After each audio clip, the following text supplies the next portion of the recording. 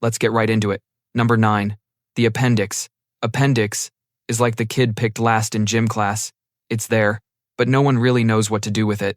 Back in the day, our ancestors were munching on leaves, bark, and whatever else they could find in the wild. In those days, the appendix might have helped them digest all that tough plant matter, but now that we've upgraded to pizza, ice cream, and all those delicious processed food, the appendix is just kind of twiddling its thumbs. In fact, the appendix is so useless that when it gets inflamed, doctors just yank it out, and you can live a perfectly normal life without it. So what's the future looking like for the appendix? Well, it's already on its way out. In some populations, up to 1 inch 5 people are born without it. Imagine a future where no one has an appendix, no more midnight trips to the emergency room, no more scars from appendectomies, just a smooth, uninterrupted life, free from the threat of a rogue organ. Number 8. Toes. Now you might be thinking, hey, I use my toes to pick up socks from the floor and to look cool in flip-flops. But here's the thing. As humans, we're not really giving our toes the workout they used to get back in the day. Our ancestors needed strong, grippy toes for climbing trees and chasing down their weekly groceries in the wild. But nowadays, the most action our toes see is when we stub them on the coffee table. So, scientists think that over a really, really long time, our toes might just get shorter and less useful. We're talking way into the future, so don't start throwing out your sneakers just yet. But with the way we walk and run, the big toe is doing most of the heavy lifting. And it's not just about not needing to swing from tree to tree anymore. Our fancy shoes are keeping our feet so cozy and supported. Our little toes are getting lazier by the generation. So, you will not see humans turning into toeless beings in your lifetime. But one day, way down the line, our descendants might look at pictures of our feet and wonder why we had all these mini fingers on our feet. Number 7. The Jacobson's organ. Did you know humans have a secret superpower? We can detect pheromones. Well, sort of. We have this little organ in our nose called the Jacobson's organ. Its whole job is to detect pheromones, which are like the secret language of attraction in the animal kingdom. Now, before you get too excited, our Jacobson's organ is pretty much defunct.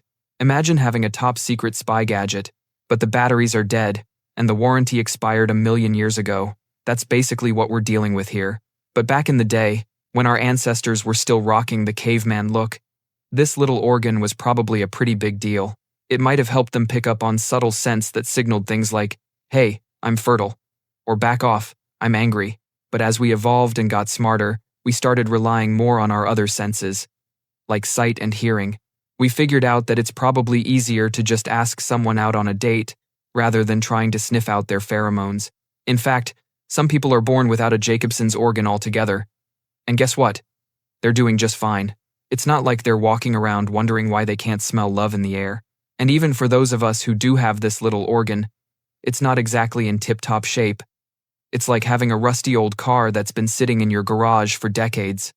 Sure, it's there, but it's not going to get you very far. So while our furry friends are busy sniffing each other and picking up on all sorts of interesting pheromones, we're stuck relying on Tinder bios and awkward first dates. Number 6. The Erector pili muscle. Ever get those goosebumps when you're cold? Yeah, those tiny bumps on your skin are the Erector pili muscles at work. But here's the deal. They're about as useful to us now as a comb is to a bald man. Back in the day, when our ancestors were rocking some serious full-body fur, these little muscles were pretty useful. Imagine a caveman facing off against a saber-toothed tiger. Suddenly, his Erector pili spring into action, making his hair stand up like he's just been electrocuted. The tiger takes one look and thinks, whoa, this guy means business, and backs off. So the Erector pili is on the evolutionary chopping block. As humans continue to evolve, these muscles are getting weaker and less common. Who knows, generations down the line, getting goosebumps might just be a cool thing our grandkids read in history ebooks. Number 5. The tailbone. This little bone at the bottom of our spine is a leftover from our ancient ancestors who actually had tails. Now, you might be thinking, why do I have this useless bone just sitting there at the bottom of my spine? Well, it's not entirely useless. It does serve as an attachment point for some muscles and ligaments, but it's not exactly pulling its weight anymore.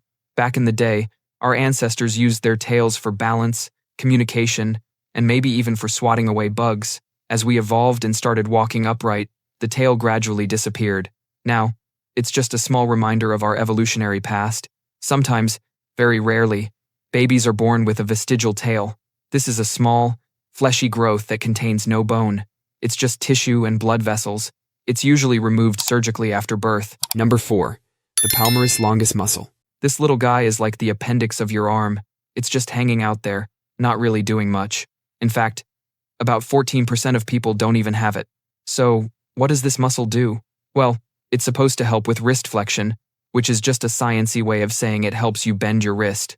But your other arm muscles are already doing a pretty good job at that. The palmaris longus is just taking up space.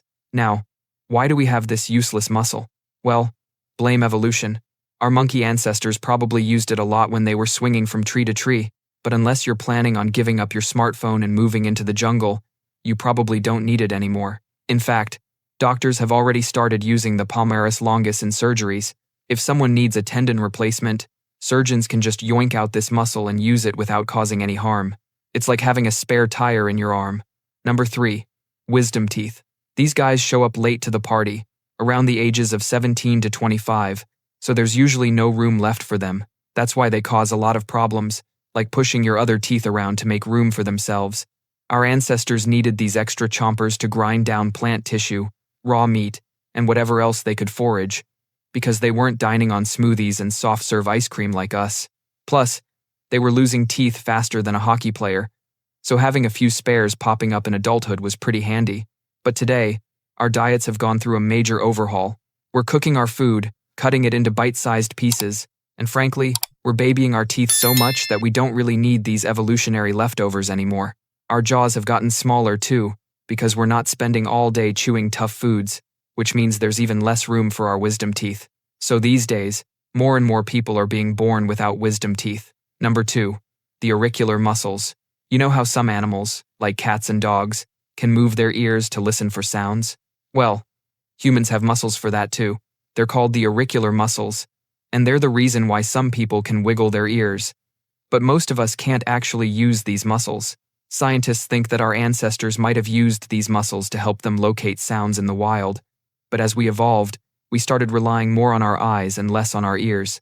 Now, the auricular muscles are pretty much just vestigial, which is a fancy way of saying they're useless. So why do some people still have the ability to wiggle their ears? It could be genetic, or maybe they just practiced a lot in front of the mirror. In fact, there's even a world record for the fastest ear wiggler. A man named Alanov Martin Baiju from India can wiggle his ears an impressive 99 times in 30 seconds. That's faster than most people can blink. Number 1. The sinuses. So you know how we have these air-filled cavities in our skulls called sinuses? We're not entirely sure why we have them. Some scientists think they're there to humidify the air we breathe, like a built-in facial sauna. Others believe they make our skulls lighter, so we don't topple over from the weight of our big brains. And some of them believe they might play a role in our immune system by producing mucus to trap bacteria and other germs we breathe in. But for most of us, the only time we even think about our sinuses is when they get infected and cause us pain. So what's the evolutionary future of our sinuses? Well, some researchers think they might be slowly disappearing. In fact, a study found that people with smaller sinuses tend to have fewer sinus infections. But don't start celebrating just yet. Even if our sinuses do disappear, it's going to take a really long time. We're talking thousands and thousands of years. That's all for today. I'll be making similar videos in the future. Subscribe to see them.